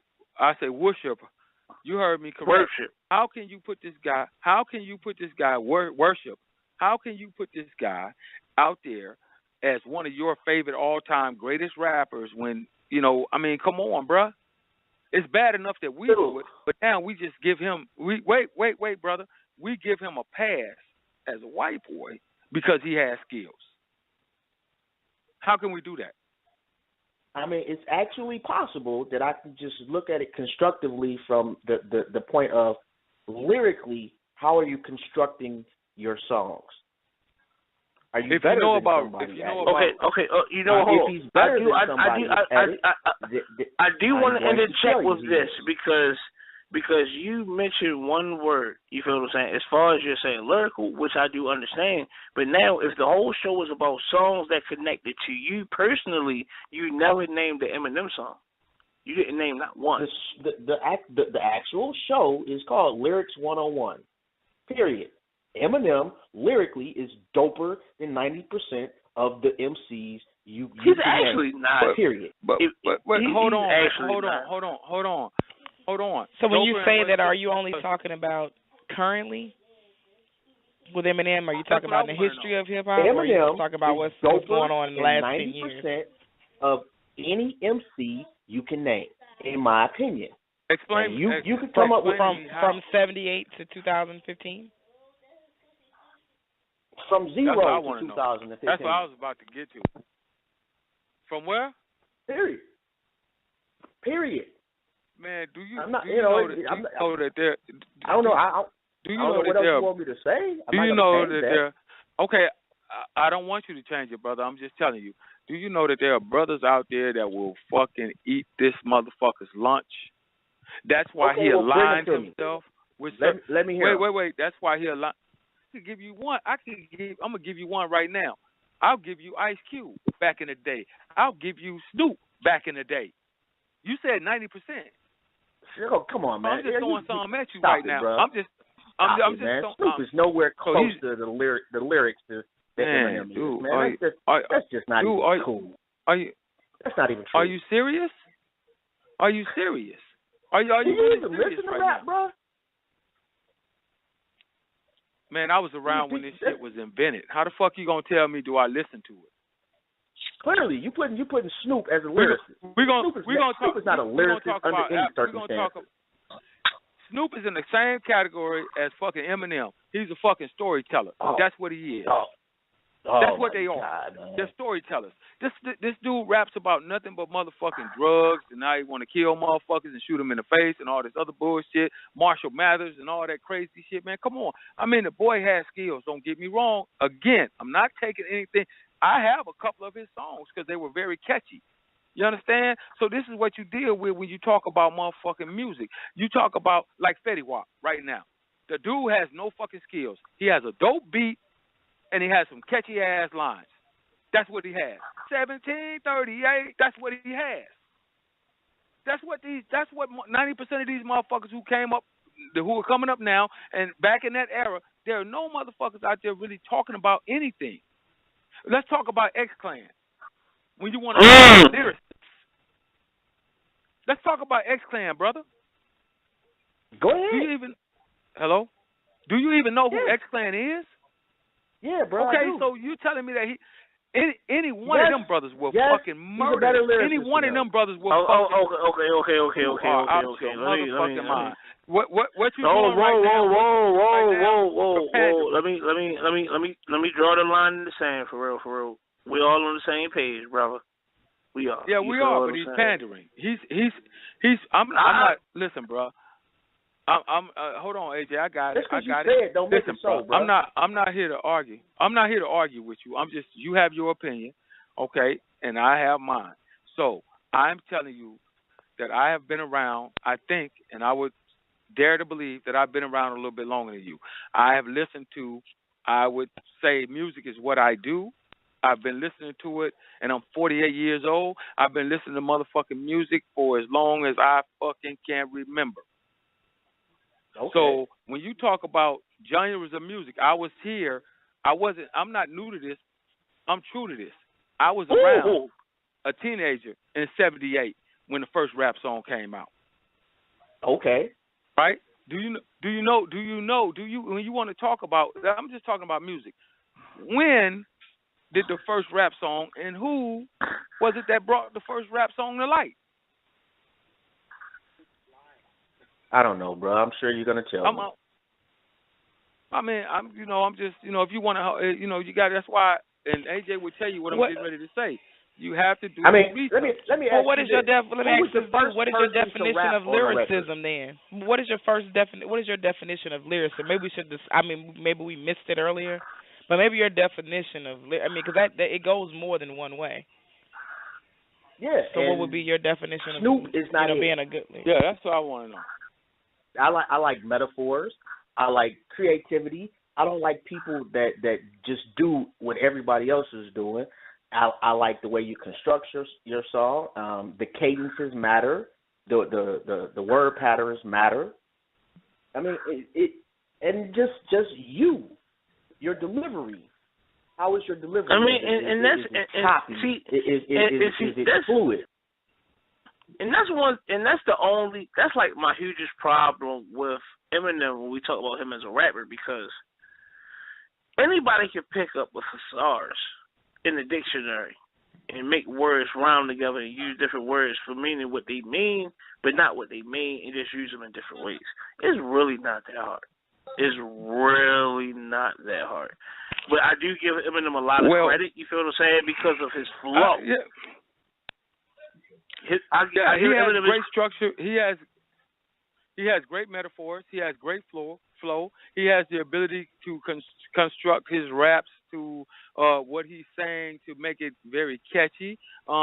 He has a good cadence. He has a great cadence. His ebb and flow is undeniably one of the most purest forms of rap out there. But at the end of the day, to sit here and say that he's better than 90%, 90%, 90. Yes. Wow. There's absolutely nothing you're going to say to change my mind or even approach coming close to changing my mind. And the fact that Snoop was a better lyricist than him, it just bro. You lost me with that one. Hey, check this out. I'm gonna read something to you. Allah, baby, Professor. All hail the funky lesson. Allah, baby, Professor. All hail the funky lesson. Sweet Tom, Grand Writer of Scrolls. Yeah, Grand Writer of Scrolls. Now behold, let the legend unfold. Man, I ain't never heard that dude say anything close to being that deep. See, you looking at things, I don't know how you're looking at it. See, I look at things more so than just how they're saying it as opposed to what they're saying. Now there was a very catchy fucking video that was put on. There was a very catchy. Let me finish. There was a very catchy video that was put on motherfucking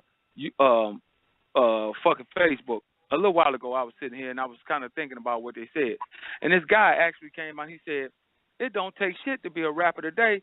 Watch what I do." And this dude went in the booth, took auto tunes, put a catchy ass beat with it, and wasn't saying shit. And that shit sounded like it was the next fire joint coming out. So when you talk about somebody that has a great cadence and got some catchy beats and a little bass and all this other bullshit, what are they really actually truly saying? Lil Wayne, is he better than Lil Wayne? They're in the same category. Man, you out your fucking mind. Lil Wayne will murder this dude. And everybody knows Lil Wayne will tell you he's better, bro. You need to do your homework. Do your research. Well, let's just say Gilly the Kid is better than Eminem. Oh, give me a break. I mean, I'm just throwing some out here. This dude said, mortals label me illogical, mythological. They couldn't comprehend when I brought the world to an end. A stick called verb, a black steel nerve. Come on, man. You ain't never heard Eminem. I'll pull up Eminem's lyrics for you and read some of the bullshit that he says, and you'll be like, what the fuck was he really talking about? That's how we get Eminem misled. said that, he looked stupid. Let's keep it a stack. It would not be believable by any stretch of the imagination. So it would be ridiculous for him to even approach saying that. But we talking about straight lyrics. Again, I didn't say anything about the this comparison is why, of the content. That's a whole different ballgame. I'm not necessarily talking about the content. I'm talking about the way that shit was constructed and put together, since that's what you're going off of.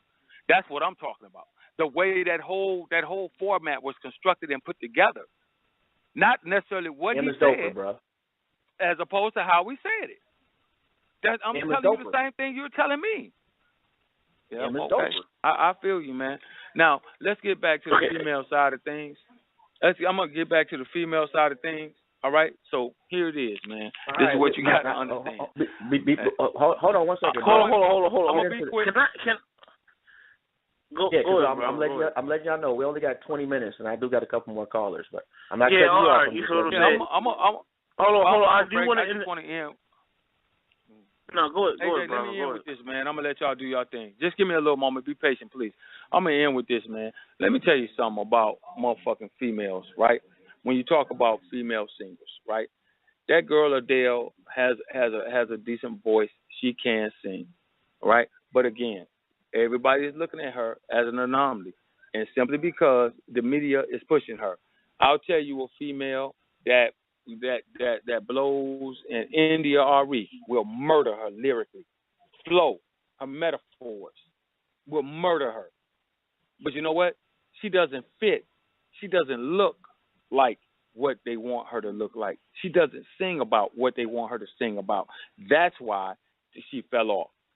I'll tell you another one real quick. Remember my homegirl that was what's my chick name that I was just looking at her videos. They had her locked up for a little bit, income tax evasion. Oh, Lauryn Hill. Lauryn Hill. You can't tell, and Lauryn Hill is a rapper really, but she can't even fuck with Lauryn Hill. Yeah, I have to disagree with you on India Ari. I agree she's a better writer and lyricist than Adele, but Adele is a better vocalist. Adele is a vocalist, and India Ari is not quite a vocal. You know, if you're talking about the actual tone of the voice, but she's a better writer and soul sing. Right. The other part of it. Yes.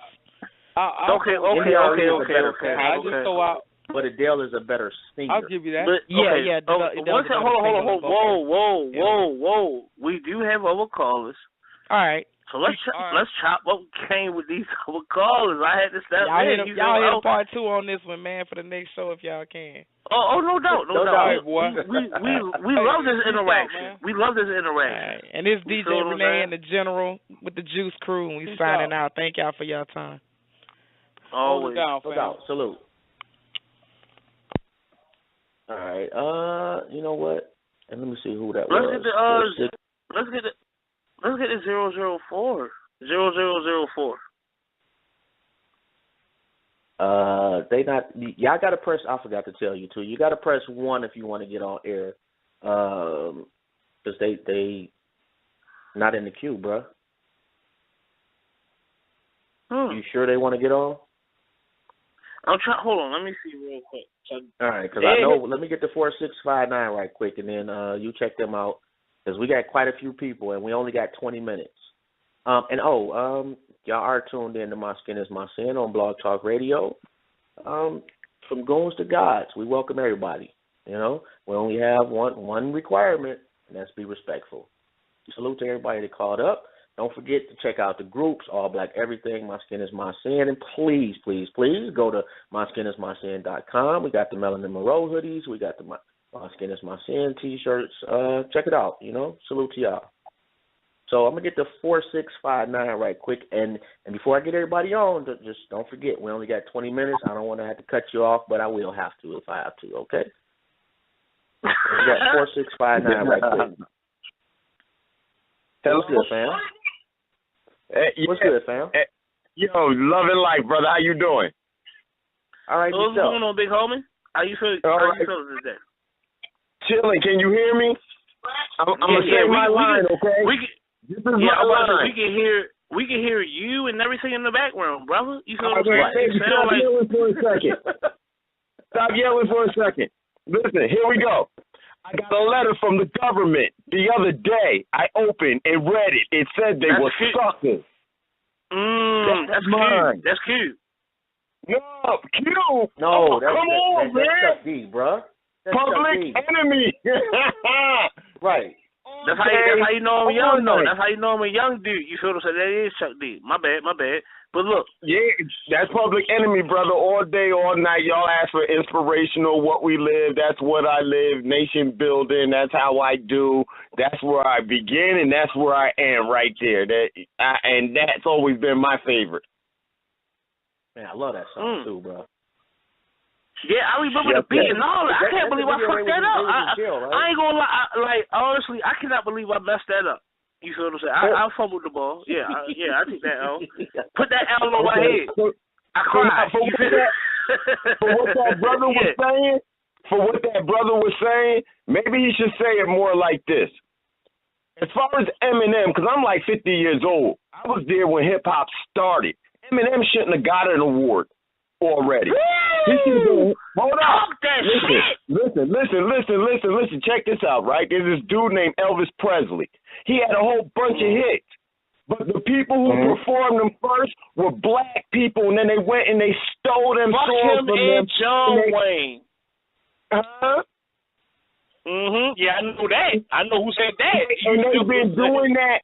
They've been doing that to this day, and I wouldn't be surprised in the end to find out that Eminem had the stage appeal. He could put a few lyrics together, maybe the thing that we all sing together, the chorus. He could put that part. But little brothers wrote that for him, and they got $100,000 to sit there and don't open their mouth and don't tell nobody until their grandkids come alive. That's what I believe happened in the industry. They thought he was a hot kid by the way he moved, and so they put him on. Because I'm in the industry. I'm not in the industry with Sony and them. But as far as like what we doing, Joe, we in the industry. We are the industry. Hold on, brother. If you don't mind me asking you this, you feel what I'm saying? Because we do have a limited amount of time. Can we merge you with another caller at the same time to have a normal conversation? You feel what I'm saying? Just to chop it up, game as far as we're talking about music. You feel what I'm saying? Because I mean, that's up to Jobs. You feel what I'm saying? If he wants to bring in another caller, or that's up to him. You feel what I'm saying? We can have a peaceful conversation about music. I don't see why we can't. I definitely want to make sure. Let me look at the queue because I know I got to bring. I got one call that I want to. Because I don't want to just put anybody on the spot. Hold on. The area code is 407. I didn't get the last four, but they was hitting my inbox really crazy. 9039. Yeah, I know what you're talking about. Yeah, that's what I'm looking at now. And what I don't want to do, I don't want to just ambush somebody. Yeah, just throw them out there. But I do got one question for you. Do you know that to be a fact, bruh, about M, or you just speculating? About M? No, sir. I'm speculating. I am speculating that about M because I was there when it started. But you weren't in Detroit. Seeing how they treated us. You weren't at the hip hop shop. You weren't in Detroit when they started. You didn't go to the hip hop shop on 7 Mile. You didn't see the dude coming up. You didn't hear. You didn't hear. I just don't give a fuck before the whole world did. Dude is nice. Y'all gotta stop with them trying to take it away from. You know what? Though, hold on. You know what? Can I say this? Hold on. Can I say this? Because I don't want to take nothing away from Eminem. Eminem can rap his fucking ass off. I bought his first album. You feel what I'm saying? That shit was a cassette. Before, I wasn't even allowed, because I was underage, to buy albums. You know what I'm saying? I bought his album. I still remember how his album cover looked when he was sitting on the you feel what I'm saying, right there with the moon shining in the car, in the trunk open, John. You feel what I'm saying? That wasn't even his first album, because his first album was Infinity or whatever the fuck it was called. You feel what I'm saying? So I do my history. He was dope. His second album was fire. I'm not taking nothing away from him, but the thing is, the only reason why I can't put him, you feel what I'm saying, as far as being a top 5 rapper or just being the top 5 of anything is because he doesn't relate to me. When people can relate, does Eminem really relate to you?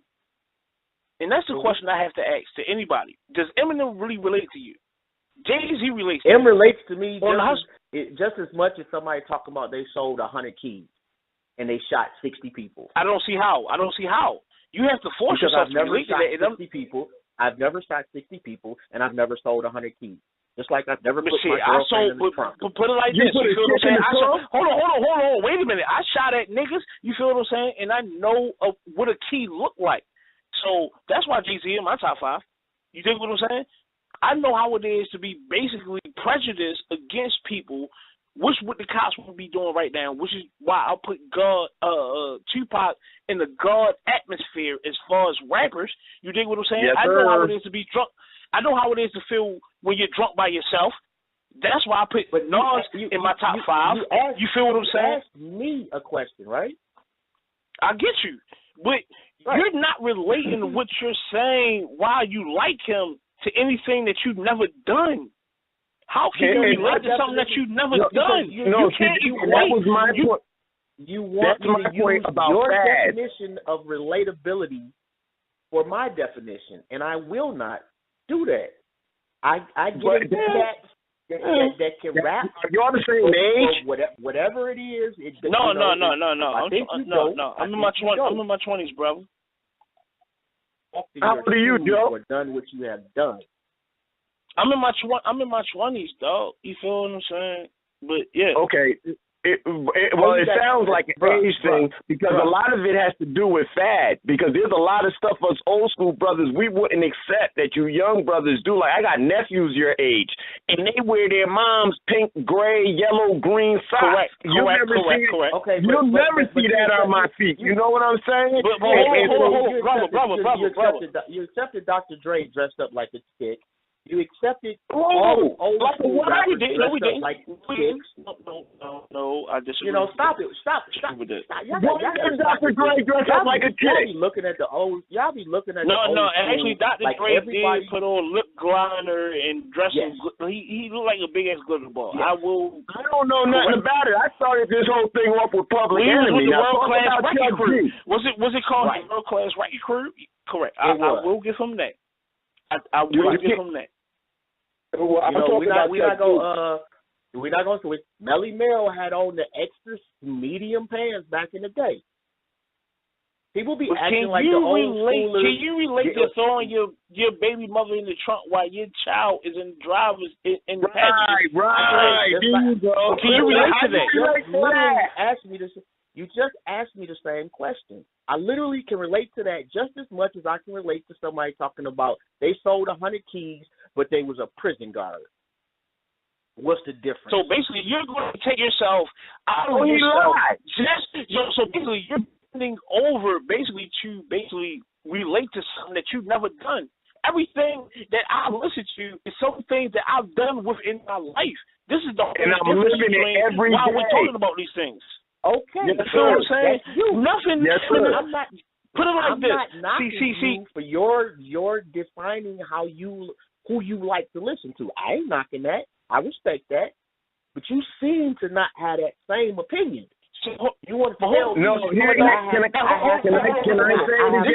Can I please say? Wait a minute. This is where I give Eminem props because nobody really gives props to Eminem's third album. When he was talking about going through problems with his baby mama, when he made the Sing My Song, you feel what I'm saying, about the Songbird, talking about his daughter, you feel what I'm saying? When he was talking about going through relationships with Kim, and basically he had to run into a whole club with an empty pistol whipping niggas, you feel what I'm saying? I relate to that because these are emotional things. Everything he was talking about was fictional. Those things wasn't real. That's why I don't like his first 2 albums the way I like his third album. It doesn't matter how good you can fake it. Like, dog, it really doesn't matter how good you can basically connect words together with me. It doesn't. You feel what I'm saying? That's why I listen to pop. I got that. That's why I listen to niggas like Beanie Siegel. That's why I listen to niggas like Stout. I got to get this other caller in, man. We only got 10 minutes. Yeah, Yeah, no doubt. And you know, tonight I got to work, so I can't go over because I definitely would love to go over on this one. Respect, my dude. Always respect. All right. So my fault, fam, but I do have to cut you off, man. Nah, it's no thing, Jay. It's no thing. Do what y'all got to do. But yo, just check out Mama Thornton and hear her sing that one of Elvis' songs. And no, she did it years before he did, and she never got credit for it. Hound Dog, and she did it darn good. All right, no doubt. Check that out. Definitely, I already, you know, I'm fully aware of the thievery of Elvis Presley, so I'm not disputing that or saying it didn't happen at all. I definitely know about that one, but yeah, I didn't know about her, so I definitely do me a favor, post that name for me, or if you got a link, post that for me so I can check it out. Yes, sir. No problem. And salute to you. I will see you on Facebook, brother. All right, I'll see you on Facebook. Yes, sir. Yo, you already know. One. I told you, once I got my phone right, I'm on your radio. Well, I have more time, too. So man, you feel what I'm saying? I was about to clown him for 7 minutes. He had to get his Obama shit right. You feel what I'm saying? He had the phone. It had no options to put him on speaker. You dig what I'm saying? Oh, AJ, man, shout out to all the callers. I got to wrap it up. Y'all have a good one. Nice talking to you. No doubt. Peace, man. All right, we're gonna get to 9039, and you got about 4 minutes. I hate to be that way, but I can't go over tonight. What's good, fam? Right. What's good, my nigga? What's good? Okay, so let's get into it real quick. So, you know what I mean, because I only got 4 minutes.